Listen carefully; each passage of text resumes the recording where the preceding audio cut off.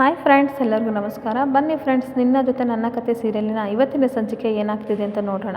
ಅದಕ್ಕೂ ಮುಂಚೆ ಯಾರೆಲ್ಲ ನನ್ನ ವಿಡಿಯೋ ನೋಡ್ತಾ ಇದ್ದೀರಾ ಅವರೆಲ್ಲ ಪುಟ್ಟದೊಂದು ಲೈಕ್ ಮಾಡಿ, ಹಾಗೆ ಸಬ್ಸ್ಕ್ರೈಬ್ ಮಾಡ್ಕೊಳ್ಳೋದನ್ನು ಮರಿಬೇಡಿ. ಬನ್ನಿ ಸ್ಟಾರ್ಟ್ ಮಾಡೋಣ. ಫ್ರೆಂಡ್ಸ್, ಮೊದಲಿಗೆ ಮನಸ್ವಿನಿ ಶ್ರವಣ್ ಜೊತೆ ಮಾತಾಡ್ತಿರ್ಬೇಕಾದ್ರೆ ಫೋನ್ ರಿಂಗ್ ಆಗ್ತಾ ಇರುತ್ತೆ. ಅವಾಗ ಅಪ್ಪ ಚಿಕ್ಕಮ್ಮ ಕಾಲ್ ಮಾಡ್ತಾ ಇದ್ದಾರೆ, ಮಾತಾಡಿ ಬರ್ತೀನಿ ಅಂದಾಗ, ಮಾತಾಡು ದೇವಿಯನಿಗೆ ನಂದೇ ಚಿಂತೆ, ಮನೆ ಬೇರೆ ಬಿಟ್ಬಿಟ್ಟು ಬಂದ್ವಲ್ಲ, ಅದಕ್ಕೆ ಏನಾಗಿದೆ ಅಂತ ಕಾಲ್ ಮಾಡ್ತಾ ಇರ್ಬೋದು, ಅಥವಾ ಅಜ್ಜಿನೇ ಮಾಡಿಸ್ತಾ ಇರ್ಬೋದು. ಮಾತಾಡೋಕ್ಕಂದ ನಾನು ಹೊರಗಡೆ ಇರ್ತೀನಿ, ನೀನು ಮಾತಾಡ್ಕೊಬಿಟ್ಟು ಬಾ ಅಂತ ಶ್ರವಣ್ ಹೊರಗಡೆ ಹೋಗ್ತಾನೆ. ಆವಾಗ ಮನಸ್ವಿನಿ ಮಾತಾಡ್ತಾ ಇರ್ತಾಳೆ. ಹೇಳಿ ಚಿಕ್ಕಮ್ಮ ಅಂತ ಅಂದಾಗ, ಅಲ್ಲಿನ ವಾತಾವರಣ ಹೇಗಿದೆ ಅಂತ ದೇವಿಯನಿ ಕೇಳಿದಾಗ, ಅಯ್ಯೋ ದೇವರೇ, ವಾತಾವರಣ ಹೇಗಿದೆ ಅಂತ ಕೇಳ್ತಿರಲ್ಲ, ಮಳೆನೇ ಸುರಿಸ್ತಾ ಇದ್ದೇನೆ ಶ್ರವಣ್, ಆ ಮಳೆಯಲ್ಲಿ ನಾನು ಕೊಚ್ಕೊಂಡು ಹೋಗ್ತಿದ್ರೆ ಅಷ್ಟೇ ಸಾಕು ಅಂದಾಗ, ವೆರಿ ಗುಡ್, ಚೆನ್ನಾಗಿ ಮಾಡ್ತಾ ಇದೆಯಾ, ಕಂಟಿನ್ಯೂ ಮಾಡು ಅಂತ ಹೇಳ್ತಾ ಇರ್ತಾಳೆ. ಅಲ್ಲಿ ಹೇಗಿದೆ ಚಿಕ್ಕಮ್ಮ ವಾತಾವರಣ ಅಂದಾಗ, ಅಯ್ಯೋ ಇಲ್ಲಿ ಗೊತ್ತಿಲ್ವಾ, ಆ ಭೂಮಿ ಇದ್ದಾಳಲ್ಲ ಅವಳು ಮನೆಗೆ ವಾಪಸ್ ಬಂತ ಅಂದರೆ ಅವಳ ಮೇಲಿರೋ ಆರೋಪ ದೂರ ಆದರೆ ಕಲ್ಯಾಣೋತ್ಸವ ಮಾಡ್ತೀನಿ ಅಂತ ಅರ್ಕೆ ಮಾಡ್ಕೊಂಡಿದ್ಲಲ್ಲ ಸಂಗೀತ, ಅದು ಪೂಜೆಗೆ ಎಲ್ಲರೂ ಸಹ ಏರ್ಪಾಡು ಮಾಡ್ತಾ ಇದ್ದಾರೆ. ಆ ಪೂಜೆಗೆ ಸಂಗೀತ ಮತ್ತು ರಮಣ್ ಇಬ್ಬರು ಸಹ ಕೂರ್ತಾ ಇದ್ದಾರೆ. ಅದ್ರ ಬಗ್ಗೆ ಎಲ್ಲವ ಡಿಸ್ಕಸ್ ಮಾಡ್ತಾ ಇದ್ರು, ಮನೆ ಎಲ್ಲ ರೆಡಿ ಮಾಡ್ಕೋತಾ ಇದ್ರು ಅಂತ ಹೇಳ್ತಾ ಇರ್ತಾಳೆ. ಅದ್ರ ಜೊತೆಗೆ ಜಾತಕ ಬೇರೆ ದೊಡ್ಡ ಗುರುಗಳ ಹತ್ರ ಭೂಮಿದ ಜಾತಕ ಬೇರೆ ತೋರಿಸ್ಬೇಕು ಅಂತ ಹೇಳ್ತಾ ಇದ್ದಾಳೆ ಅಂದಾಗ, ಜಾತಕನ ಯಾಕಂತೆ ಅಂದರೆ ಅದೆಲ್ಲ ಗೊತ್ತಿಲ್ಲ, ಆ ಸತ್ಯ ಇದನ್ನು ಬಾಲಂಗೋಚಿ ಅವನು ಮತ್ತು ಇವಳು ಏನು ಅವಳ ಪರ ನಿಂತ್ಕೊಂಡು ಹೋರಾಡ್ತಾ ಇದ್ದಾರೆ, ಅದಕ್ಕೆ ಜಾತಕ ಬೇಕು ಅಂತ ಅಂದರು, ನನ್ನ ಹತ್ರ ಇದೆ ಅಂತ ಅಂದ್ಬಿಟ್ಟು ನಾನು ಫೇಕ್ ಜಾತಕನ ಸೃಷ್ಟಿ ಮಾಡಿಬಿಟ್ಟು ಕೊಟ್ಟಿದ್ದೀನಿ, ಅದನ್ನೇ ನಂಬಿದಾಳೆ ಸಂಗೀತ, ಅದನ್ನೇ ಗುರುಗಳಿಗೆ ತೋರಿಸ್ತಾಳೆ ಅಂತ ಅಂದಾಗ, ಈ ಕಡೆ ಮನಸ್ವಿನಿ ಒಳೊಳಗೇನೆ ಏನೋ ಬೇಜಾರು ಮಾಡ್ಕೊತಿರ್ತಾಳೆ. ಅಲ್ಲ, ಗುರುಗಳಿಗೆ ಯಾಕೆ ಜಾತಕ ತೋರ್ಸೋಕ್ಕೆ, ಏನೋ ಇಲ್ಲಿ ಸಂಜು ನಡೀತಾ ಇದೆ, ಏನಾದರೂ ಮಾಡಿ ನಾನು ಇದಕ್ಕೆ ಒಂದು ಪರಿಹಾರ ಮಾಡಲೇಬೇಕು ಅಂದ್ಬಿಟ್ಟು, ನೋಡಿ ಚಿಕ್ಕಮ್ಮ ನನಗೆ ತುಂಬ ತಲೆ ನೋವ್ತಾ ಇದೆ, ನಾನು ಆಮೇಲೆ ಕಾಲ್ ಮಾಡ್ತೀನಿ ಅಂದ್ಬಿಟ್ಟು ಈ ಕಡೆ ಫೋನ್ ಕಟ್ ಮಾಡ್ತಾಳೆ. ಈ ಕಡೆ ದೇವಿಯನ್ನು ಸಹ ಏನು ಕಟ್ ಮಾಡಿದ್ಲು ಅಂತ ಹಾಗೆ ಥಿಂಕ್ ಮಾಡ್ಕೊಂಡು ನಿಂತ್ಕೋತಾಳೆ. ಇನ್ನೊಂದು ಕಡೆ ಮನಸ್ವಿನಿ ಯೋಚನೆ ಮಾಡ್ತಾ ಇರ್ತಾಳೆ, ಏನಾದರೂ ಮಾಡಿ ನಾನು ಆ ದೊಡ್ಡ ಗುರುಗಳು ಬಾಲಂಗೋಚಿರನ್ನ ನಾನು ಇಟ್ಕೊಬಿಟ್ಟು ಏನಾದರೂ ಇದಕ್ಕೆ ಪ್ಲ್ಯಾನ್ ಮಾಡಲೇಬೇಕು ಅಂತ ಅಂದ್ಬಿಟ್ಟು ಅವನ ಹತ್ರ ಹೋಗ್ತಾಳೆ.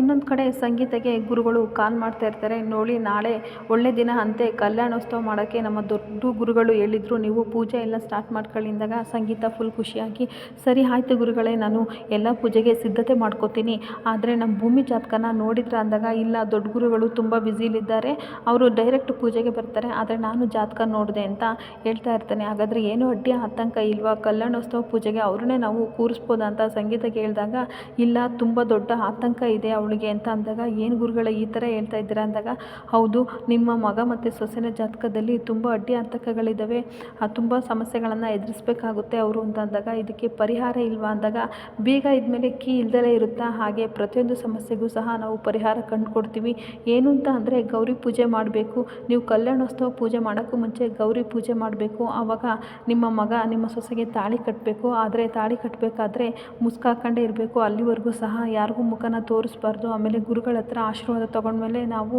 ಆ ಮುಖನ ತೆಗೆದು ನೋಡಬೇಕು ಅಂತ ಅಂದಾಗ, ಇದೇನು ಈ ಥರ ಹೇಳ್ತಾ ಇದ್ದಾರೆ ಅಂತ ಅವಳು ಹಾಗೆ ಯೋಚನೆ ಮಾಡ್ತಾ ಇರ್ತಾಳೆ. ಆಮೇಲೆ ಸರಿ ಆಯಿತು ಬಿಡಿ, ನೀವು ಹೇಳ್ದಂಗೆ ನಾವು ಮಾಡ್ತೀವಿ ಗುರುಗಳೇ, ಆಯಿತು ನಾಳೆ ಎಲ್ಲ ರೆಡಿ ಮಾಡ್ಕೋತೀನಿ ಅಂತ ಸಂಗೀತ ಹೇಳ್ತಾ ಇರ್ತಾಳೆ.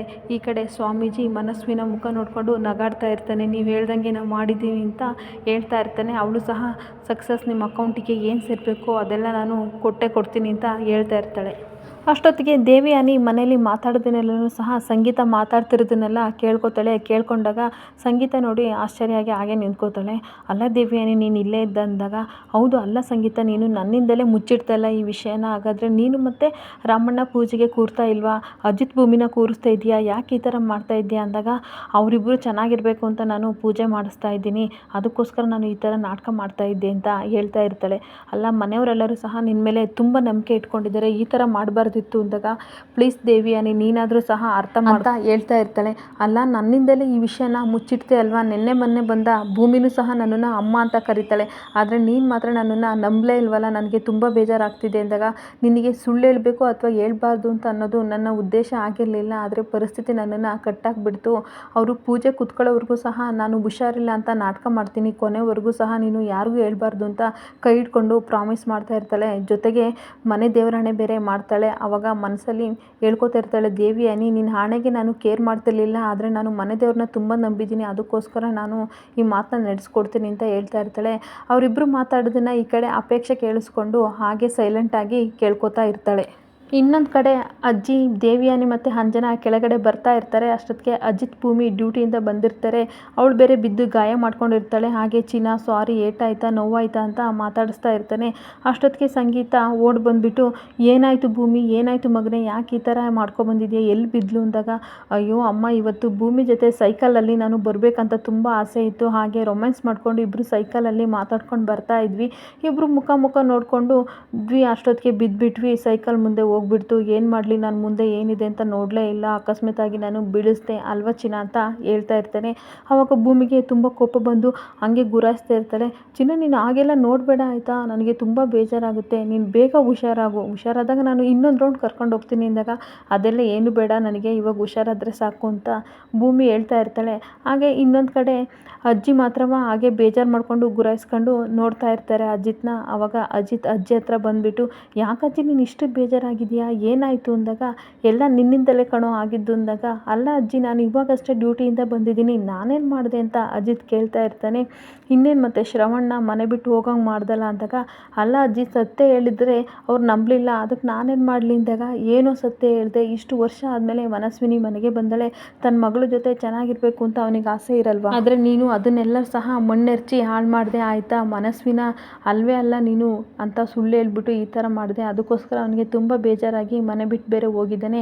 ಅಲ್ಲದೆ ಬೇರೆ ಪೂಜೆ ಕರೆದ್ರೂ ಸಹ ಅವನು ಬರ್ತಾ ಇಲ್ಲ ಅಂತ ಹೇಳಿದಾಗ ದೇವಿಯಾನಿ ಹೇಳ್ತಾ ಇರ್ತಾಳೆ, ಹೌದು ಅತ್ತೆ ಕಾಲ್ ಮಾಡಿ ಹೇಳಿದರು ಶ್ರವಣ್ಣ ಪೂಜೆಗೆ ಬಾ ಅಂತ, ಆದರೆ ಬರಲ್ಲ ಅಂತ ಹೇಳ್ದ ಅಂದಾಗ, ಓ ಹೌದಾ, ನಾನೇನು ಮಾಡೋಕ್ಕಾಗಲ್ಲ ಅಂತ ಅಜಿತ್ ಹೇಳ್ತಾ ಇರ್ತಾನೆ. ಆವಾಗ ಅಜ್ಜಿ ಹೇಳ್ತಾಳೆ, ಇವಳು ಬಂದಿದ್ದಾಳಲ್ಲ, ಇವಳು ಈ ಭೂಮಿ, ಇವಳಿಂದಲೇ ಎಲ್ಲ ಹಾಳಾಗಿದ್ದು ಅಂದಾಗ ಸಂಗೀತ ಹೇಳ್ತಾಳೆ, ಯಾಕಮ್ಮ ಯಾವಾಗಲೂ ಭೂಮಿ ಬೈತಾ ಇರ್ತೀಯ ಅಂದಾಗ, ಇನ್ನೇನೇ ನಮ್ಮೆಲ್ಲರ ಮಧ್ಯೆ ಬಂದಳು ಇವಳೇ ಅಲ್ವಾ, ಇವಳಿಂದಲೇ ನಮ್ಮ ನೆಮ್ಮದಿ ಹಾಳಾಗೋಯ್ತು, ಇವಳು ಬರಲಿಲ್ಲ ಅಂದಿದ್ರೆ ನಮ್ಮ ಮನೆ ತುಂಬ ಚೆನ್ನಾಗಿರ್ತಿತ್ತು, ಎಲ್ಲರೂ ಸಹ ತುಂಬ ಖುಷಿಯಿಂದ ಇರ್ತಿದ್ವು ಅಂತ ಹೇಳ್ತಾ ಇರ್ತಾಳೆ. ಆವಾಗ ಅಜ್ಜಿ ಹೇಳ್ತಿರ್ಬೇಕಾದ್ರೆ ಅಜಿತ್ ಹೇಳ್ತಾನೆ, ಸಾಕು ನಿಲ್ಸಜ್ಜಿ, ಯಾಕಜ್ಜಿ ಯಾವಾಗಲೂ ಭೂಮಿನ ಬೈತಾ ಇರ್ತೀಯಲ್ಲ, ನಿನ್ನ ಮಗ ದೊಡ್ಡ ಫ್ರಾಡ್ನ ನಾನು ಹಿಡ್ಕೊಟ್ಟಿದ್ದೆ, ಆದರೆ ಅವರು ಎಮೋಷ್ನಲ್ ಬ್ಲಾಕ್ ಮಾಡಿಬಿಟ್ಟು ಈ ಥರ ಆಗಿದ್ದಾರೆ ಅಷ್ಟೇ. ಅವಳು ಎಮೋಷನಲ್ ಬ್ಲಾಕ್ ಮಾಡೋದ್ರಿಂದ ಅವರು ತನ್ನ ಮಗಳು ಅಂತ ನಂಬಿದ್ದಾರೆ, ಅದೆಲ್ಲ ನಿಮ್ಮ ಮಗನ ತಪ್ಪು. ಅವರು ಹಿಂದೆ ಪೊಲೀಸ್ ಆಫೀಸರ್ ಆಗಿದ್ದಾಗ ಗೊತ್ತಾಗುತ್ತಲ್ವ, ಅವರು ಅರ್ಥ ಮಾಡ್ಕೋಬೇಕಿತ್ತಲ್ವ, ಯಾರು ಪ್ರಾಮಾಣಿಕತೆ ಇದ್ದರೂ ಸಹ ನಾವು ಅವ್ರನ್ನ ಎಷ್ಟೋ ಸಲ ಅನುಮಾನ ಪಡ್ತೀವಿ, ಅದು ಅವರಿಗೂ ಗೊತ್ತಿತ್ತು, ಆದರೂ ಸಹ ಅವರು ಇಂಥ ಕೆಲಸ ಮಾಡಿದ್ದಾರೆ,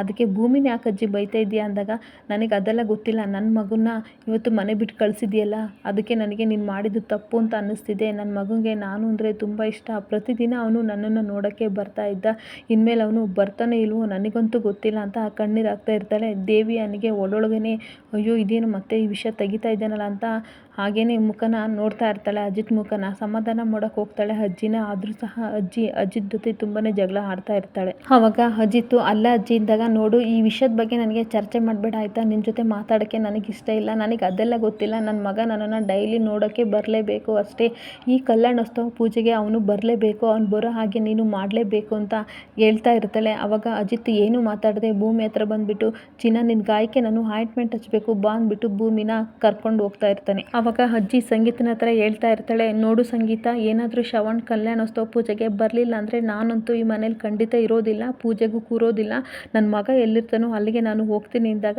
ಸಂಗೀತ ಹಾಗೆ ಶಾಕಾಗಿ ನಿಂತ್ಕೊಬಿಡ್ತಾಳೆ. ಇನ್ನೊಂದು ಕಡೆ ಭೂಮಿ ರೂಮಿಗೆ ಬರ್ತಾಳೆ. ಅಜಿತ್ ಬಂದು ಆಯಿಂಟ್ಮೆಂಟ್ ಹಚ್ಚುತ್ತಾ ಇರ್ತಾನೆ. ಆವಾಗ ಕೈ ಒರೆಸ್ಕೊಳ್ಳೋಕ್ಕೆ ಭೂಮಿ ಸೆರಗು ಕೊಡ್ತಾಳೆ. ಆಗ ಒರೆಸ್ಕೊಂಡು ಇಬ್ಬರು ಹಾಗೆ ಯೋಚನೆ ಮಾಡ್ತಾ ಇರ್ತಾರೆ.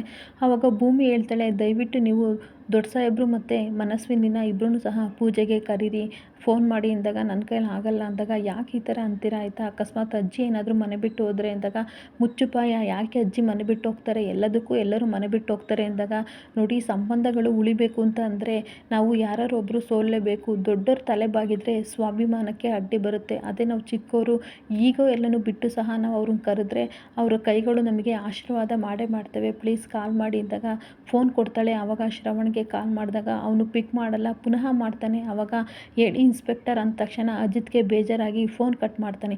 ಆವಾಗ ಭೂಮಿ ಕೇಳ್ತಾಳೆ, ಯಾಕೆ ಕಟ್ ಮಾಡಿದ್ರಿ ಅಂದಾಗ, ನೀನು ಕೇಳಿಸ್ಕೊಂಡೆ ತಾನೆ, ಅವರು ನನ್ನನ್ನು ಅಳಿಯ ಅಂತ ಮಾತಾಡ್ಸೋದು ಬಿಟ್ಟು ಇನ್ಸ್ಪೆಕ್ಟರ್ ಅಂದರು ಅಂತ, ಅದಕ್ಕೆ ನಾನು ಕಟ್ ಮಾಡಿದೆ ಅಂತ ಸಿಟ್ಟು ಮಾಡ್ಕೋತಾ ಇರ್ತಾನೆ.